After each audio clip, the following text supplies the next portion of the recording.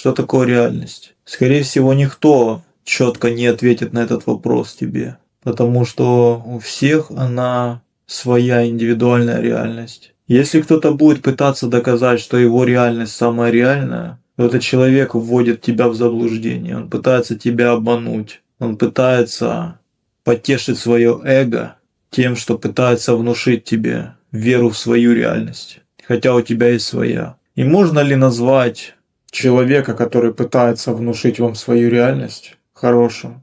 Не знаю. Хороший вопрос. Но мы постоянно с этим сталкиваемся, с тем, что нам кто-то пытается внушить свою реальность. Хотя у нас есть своя.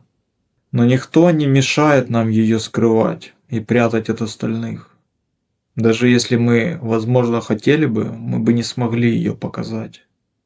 Даже если бы у нас был способ, мы бы не захотели.